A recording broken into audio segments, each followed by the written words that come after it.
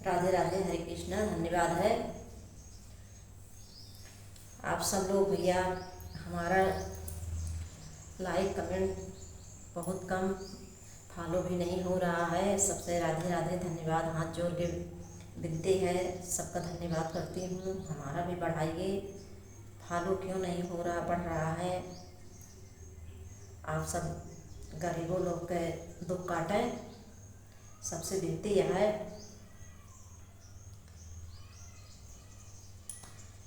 पियवा अपने महाराजी से ननदी जी बोलाया कि घरवा अंगना लूटी लई है।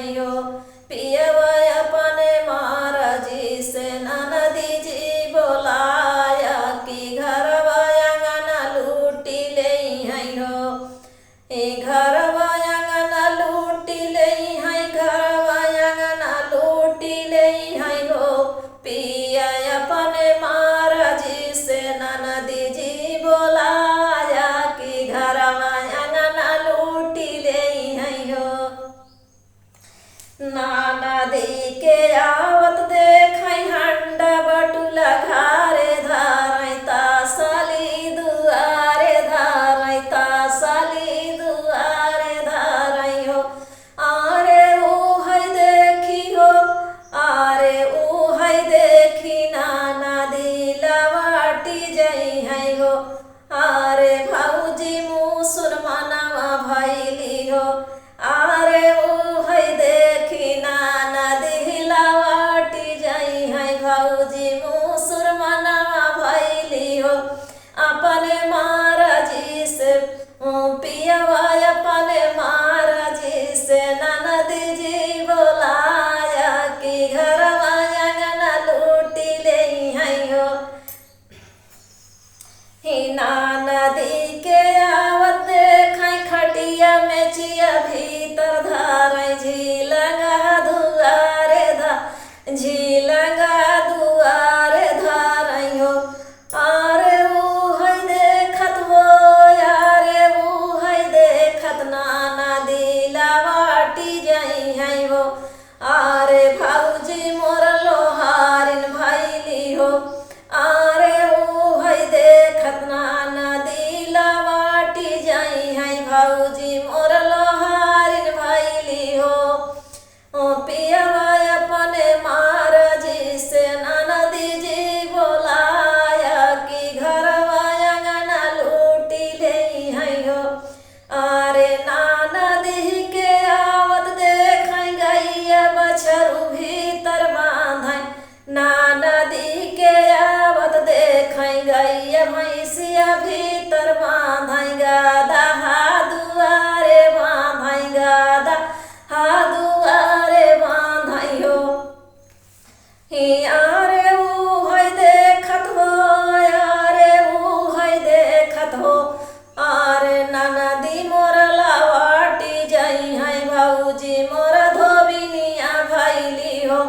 आरे ऊ है देखत ननदी लवाटी जई है, भौजी मोर धोबिनिया भैली हो। पियवा अपने महाराजी से ननदी जी बोलाया कि घरवा अंगना लूटी लई है।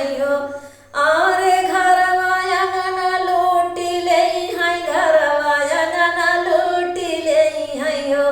पियवा अपने महाराजी से ननदी जी बोलाया कि घरवा अंगना लूटी लई है। लड़ी के बच्चा भीतर कराई बूढ़ावा दुआरे कराई, बूढ़ावा दुआरे कराई हो। आरे ऊ है देखत हो, आरे ऊ है देखत हो। मोरी ननदी लवाटी जई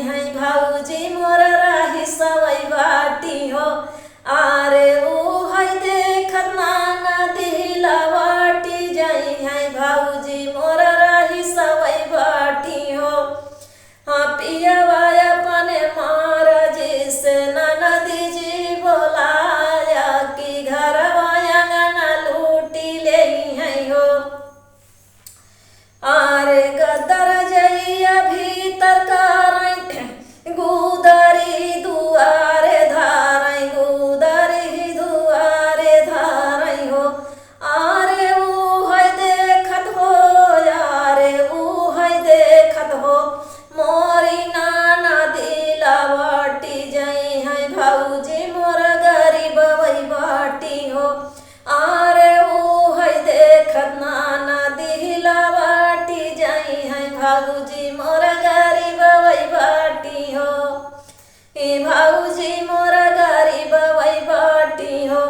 पियावा अपने मार जी से ननदी जी बोलाया कि घरवा अंगना लूटी ले है हो।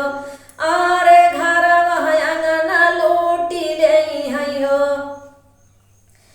आरे ना गादा हाथ खोली ली झिलंगा बटोरी ली सब कुछ ला दिली अब कुछ ला दिली बूढ़वा बुढ़िया के यारे गदहा पे बैठाईली गदहा पे बैठाईली हो।